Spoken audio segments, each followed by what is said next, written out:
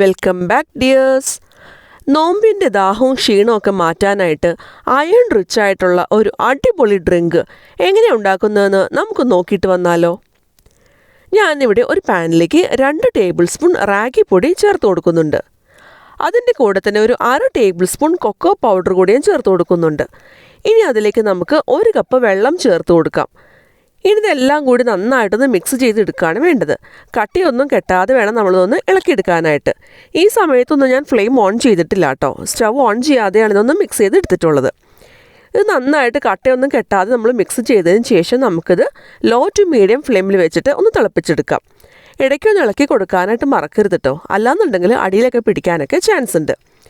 ഇതൊന്ന് തിളച്ച് ഒന്ന് ചെറുതായിട്ട് കട്ടിയായിട്ടൊക്കെ വരാൻ തുടങ്ങുന്നുണ്ട്. ആ ഒരു സ്റ്റേജ് എത്തുമ്പോൾ കൈയെടുക്കാതെ ഇളക്കി കൊടുക്കാനായിട്ട് മറക്കരുത് കേട്ടോ.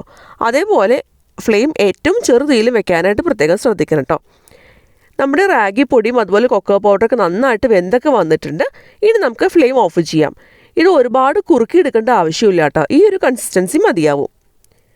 നമ്മൾ ഫ്ലെയിം ഓഫ് ചെയ്തതിന് ശേഷം ഇത് നന്നായിട്ട് ചൂടാറാൻ വേണ്ടിയിട്ട് ഒന്ന് വെയിറ്റ് ചെയ്യാം. ചൂടാറിക്കഴിഞ്ഞാൽ നമ്മൾ നേരത്തെ കുറുക്കി വെച്ചിട്ടുള്ള ഈ ഒരു റാഗി പൊടി അതുപോലെ കൊക്കോ പൗഡറും കൂടിയിട്ടുള്ള മിക്സ് നന്നായിട്ട് കുറുകി വരും കേട്ടോ. കുറച്ചും കൂടി കട്ടിയായിട്ടൊക്കെ വരും. ഈ ഒരു കൺസിസ്റ്റൻസിയിലായിരിക്കണം നമുക്കിത് ചൂടാറിക്കഴിഞ്ഞാൽ കിട്ടേണ്ടത്.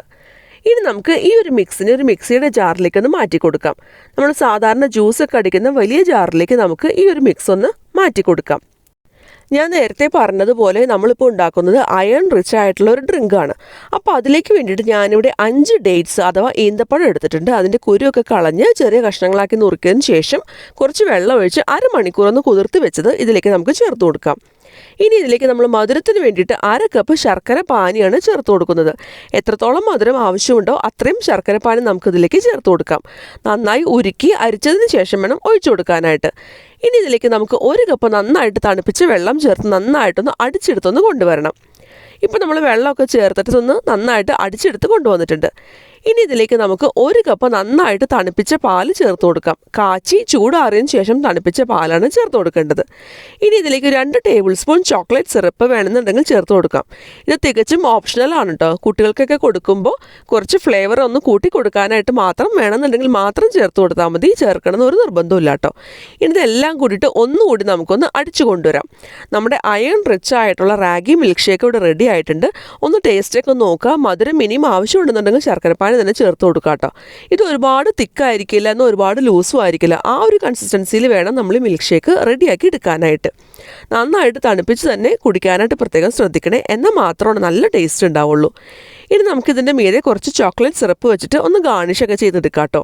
നമ്മൾ ശർക്കരപ്പാനിയും അതുപോലെ തന്നെ ഈന്തപ്പഴവും അതുപോലെ റാഗിയും എല്ലാം ചേർത്തിട്ടുള്ളതുകൊണ്ട് തന്നെ നല്ല അയൺ റിച്ച് ആയിട്ടുള്ള ഡ്രിങ്കാണ്.